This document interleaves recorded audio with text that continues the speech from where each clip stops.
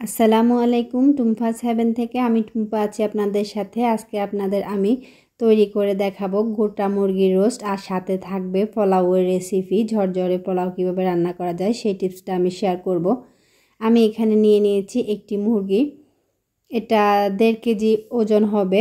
আমি মুরগিটা কেটে ধুয়ে পরিষ্কার করে এটা নিয়েছি। আমি এর ভিতরের যে কলিজাগুলো থাকে সবগুলা ফেলে ভিতরের যে হুঁশটা আছে সেটা সহ আমি বের করে এটা পরিষ্কার করে ধুয়ে পানিটা ঝরিয়ে নিয়েছি। এখন আমি এটা একটু কেটে নেব, যেহেতু আমরা মুরগিটা গোটাই রান্না করব সেক্ষেত্রে এই মুরগির ভিতর কিন্তু মশলা ঢুকবে না। তো যাতে মুরগির ভিতর মশলাটা ঢুকে সেই কারণে আমি মুরগির ভিতরে এরকম একটু কেটে কেটে ধাক কেটে নিচ্ছি বুকে আর পায়ে, যাতে এর ভিতর মশলাগুলো ঢুকতে পারে যখন আমি রান্না করব। তো আমি ছুরি দিয়ে একটু একটু কেটে নিচ্ছি। আমার এটা কাটা হয়ে গেছে। কাটা হয়ে গেলে আমি এখানে নিয়ে দেব 1 টিস্পুন হলুদের গুঁড়া, সাথে দিয়ে দিব 1 টিস্পুন লবণ। হলুদ আর লবণটা আমি পুরো মুরগির ভিতরে ভালো করে মেখে নেব। হলুদ লবণটা আমি ভালো করে মেখে নিয়েছি। এখন আমি এখানে একটা নিয়ে নিয়েছি সুতা দিয়ে মুরগির পাটা বেঁধে দিব, নাহলে এটা রান্না করার সময় এদিক সেদিক চলে যাবে বা এটা ভেঙে যাওয়ার সম্ভাবনা আছে, রান্না করতে সুবিধা লাগবে না। আর এটা এভাবে একটু আমি সুতা দিয়ে বেঁধে সুতার আগে এভাবে একটু বটে দিচ্ছি। দেখুন, দেখে এটা বুঝতে পারছেন যে আমি এটা কিভাবে বেঁধেছি, যাতে পরে টান দিলে সুতাটা খুলে যায় হালকা একটু। তো আমি এখন এখানে দিয়ে দিচ্ছি পাতিলে। এখানে আমি দিয়েছি 1 কাপ সয়াবিন তেল, সাথে আমি দিয়েছি 1 কাপ সরিষার তেল। তো সয়াবিন তেল আর সরিষার তেলটা যদি একসাথে মিশিয়ে রান্না করে নেন সেক্ষেত্রে রান্নার টেস্টটা কিন্তু অনেক বেড়ে যায়। এটা বাবুর্চি, যারা বিয়ে শাদী বা অনুষ্ঠানে যে বাবুর্চি থাকে ওনারা যে রান্না করে ওনাদেরকে আমি এভাবে রান্না করতে দেখেছি। আমি প্রায় টাইমে এভাবে রান্না করি। আমি যে মুরগিটা হলুদ লবণ মেখে রেখেছিলাম এটা আমি একটু এখানে ভেজে নেব। এটা কিন্তু খুব বেশি ঢাই করে ভাজা যাবে না, এটা আমি হালকা একটু উল্টে পাল্টে শ্যালো ফ্রাইটা করে নিয়েছি। বেশি ভাজলে হবে কি, এটা পরে যখন রান্না করব এর ভিতর মশলাটা ঢুকবে না। আমি যে মুরগিটা যে তেলে ভেজেছি ওই তেলে আমি দিয়ে দিচ্ছি পেঁয়াজ, এটা ব্লেন্ডার পেঁয়াজ ছিল, পেঁয়াজ বাটা দিয়ে দিচ্ছি আমি 1 কাপ। সাথে দিয়ে দিচ্ছি আমি 2 টিস্পুন রসুন বাটা আর 1 টিস্পুন দিয়েছি আদা বাটা। সবগুলো আমি একসাথে ভালো করে ভেজে নেব। এখানে দিয়ে দিলাম 5-6টি এলাচ, সাথে দিয়েছি 2টি তেজপাতা একটু ছিঁড়ে দিয়েছি, 2 টুকরো দারচিনি দিয়ে সবগুলো মশলা একটু কষিয়ে নেব। এখানে আমি দিয়েছি একটি টমেটো দিয়ে আমি সবগুলো মশলা একটু কষাতে হবে, যাতে মশলাটা ভালোভাবে কষানো হয়ে যায়। মশলার ভিতরে যে একটা কাঁচা ফ্লেভার থাকে এটা চলে যায়, একটা স্মেল আসে। তো মশলাটা কষানো হয়ে গেলে আমি এখানে দিয়ে দিচ্ছি 2 টিস্পুন হলুদের গুঁড়া, 1 টিস্পুন মরিচের গুঁড়া, সাথে দিয়ে দিয়েছি আমি 1 টিস্পুন জিরা ধনিয়ার গুঁড়া আর 1 টিস্পুন দিয়েছি আমি গরম মশলার গুঁড়া, আর 1 টিস্পুন দিয়েছি আমি যে বাজারে মশলাটা পাওয়া যায় রাঁধুনি মশলা, ওইটা দিয়েছি আমি 1 টিস্পুন, আর সাথে দিলাম আমি লবণ। সবগুলো দিয়ে আমি আবারও একটু ভালো করে কষিয়ে নেব। এখানে আমি মশলাটা কষানোর জন্য দিয়ে দিয়েছি একটু পানিটা দিয়ে আমি মশলাটা আবারও একটু কষিয়ে নিচ্ছি। এখানে দিয়ে দিচ্ছি 1 টিস্পুন লেবুর রস। এই যে মশলার উপর একটা তেল ভেসে উঠেছে, মশলাটা কষানো হয়ে গেছে। যে এরকম অবস্থা হইলে বুঝবেন যে মশলাটা কষানো হয়ে গেছে। আমি এখন এখানে দিয়ে দিব যে মুরগিটা আমি ভেজে রেখেছিলাম সেই মুরগিটা এখানে আমি দিয়ে দিচ্ছি। দিয়ে মুরগিটাকে একটু উল্টিয়ে পাল্টিয়ে এর চতুর্পাশ খেয়াল করবেন, অবশ্য প্রত্যেকটা পাশ 2-3 মিনিট করে একটু ভালো করে কষিয়ে নেবেন। আমি ঘুরিয়ে ঘুরিয়ে মুরগিটা কষিয়ে নিচ্ছি, যেহেতু মুরগিটা গোটা রেখেছি সেক্ষেত্রে হবে এটা যদি উল্টিয়ে পাল্টিয়ে আপনি ঘুরিয়ে ঘাড়িয়ে না কষিয়ে নেন, এটা একটা পাশ হবে হয়তো আরেকটা পাশ কাঁচা থেকে যাবে। আর মশলাগুলো যাতে তলায় লেগে না যায় আমি বারবার এটা একটু নেড়ে দিচ্ছি। এটা রান্না করতে একটু সময় নিয়ে আস্তে আস্তে করতে হবে। আর এই ধরনের রান্না তো আর প্রতিদিন করা হয় না, মাঝে মাঝে করা হয়, তো একটু সময় দিয়ে করবেন। আমি এখানে দিয়ে দিচ্ছি কিছু পানি। এখানে আমি 1 কাপের মতো পানি দিয়েছি মেজারমেন্ট কাপের। তো এটা 250 থেকে 300 গ্রাম হবে। যেহেতু আমি এখানে এটা ঝোল ঝোল রাখবো না, এটা একটা মাখা মাখা ঝোল রাখবো, যাতে মুরগির গায়ে মশলাটা মাখা মাখা হয় এরকম একটা ঝোল রাখবো। তো আমি এটা পানিটা দিয়ে আমি এটা উল্টিয়ে পাল্টিয়ে সবটা সাইড একটা সাইড আমি 8 থেকে 10 মিনিট করে এটা ঘুরিয়ে ঘুরিয়ে প্রত্যেকটা সাইড কিন্তু আপনাকে সময় নিয়ে একটু রান্না করে নিতে হবে। এটা কিন্তু কিছুক্ষণ আমি ঢেকে দিয়েছি, আবার কিছুক্ষণ আমি ঢাকনাটা উঠিয়ে এভাবে নেড়ে ছেড়ে এটা 30 মিনিটের মতো রান্না করে নিলে যখন দেখবেন যে এরকম মাখা একটা বেবি হয়ে এসেছে, এটা মুরগির গায়ে যে একটা মশলা ঝোলটা হবে, এটা একটু মাখা একটা মশলা হয়ে এলে এটা নামিয়ে নিব। আমার এটা হয়ে গেছে, আমি এটা নামিয়ে নিচ্ছি।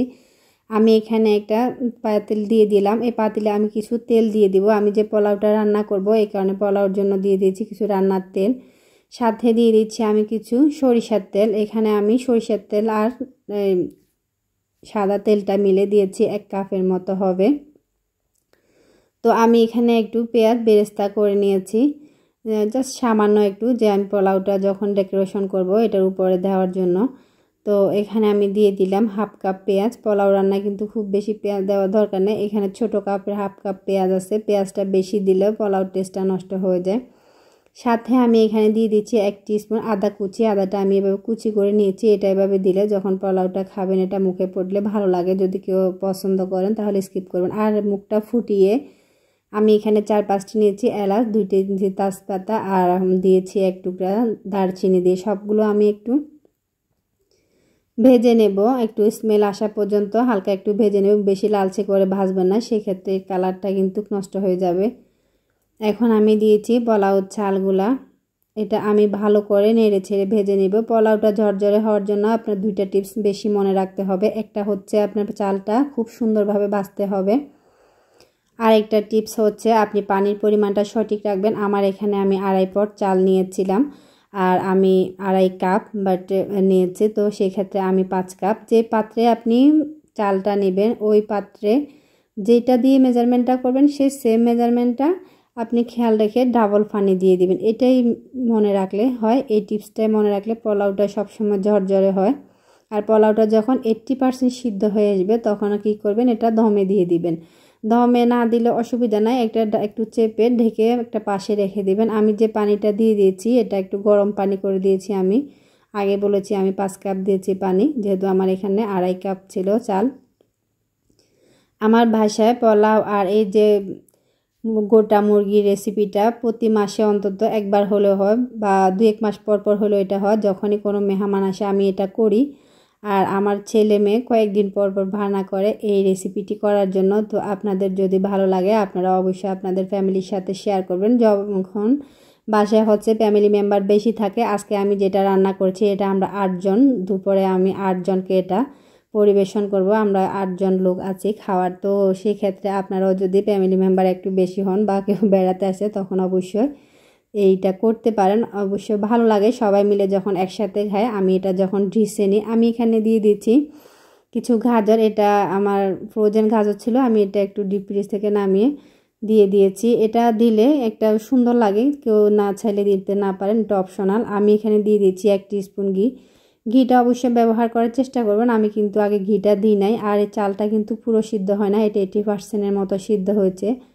আমি এখন এটা চেপে এক্সট্রা সাইডে ঢেকে রেখে দিব, তখন পরে দেখব যে আমার পোলাওটা 10-15 মিনিট ঢেকে রাখলে এটা একদম ঝরঝরে পোলাও হয়ে যাবে।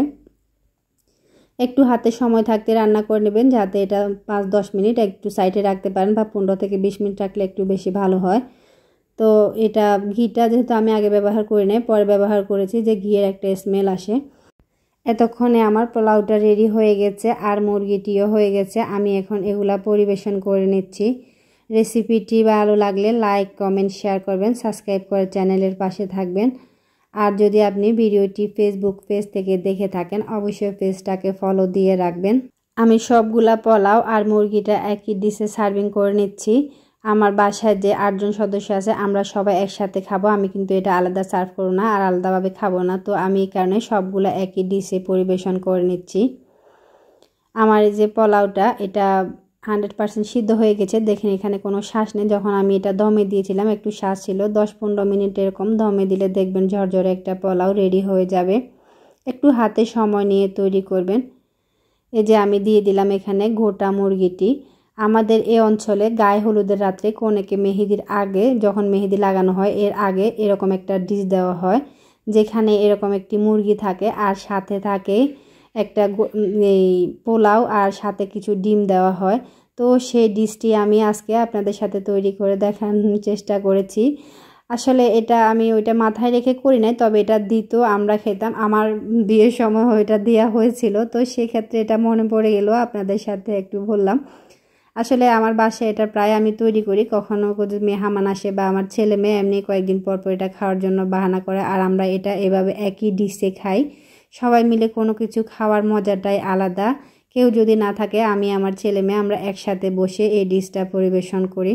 আপনাদের যদি ভিডিওটি ভালো লাগে, রেসিপিটি যদি ভালো লাগে, অবশ্যই আপনারা তৈরি করে এটা পরিবারের সাথে শেয়ার করবেন, আর ভিডিওটি অবশ্যই শেয়ার করবেন যাতে করে এই রেসিপিটি সবাই করে নিতে পারে। ভিডিওটি দেখার জন্য ধন্যবাদ। আল্লাহ হাফেজ।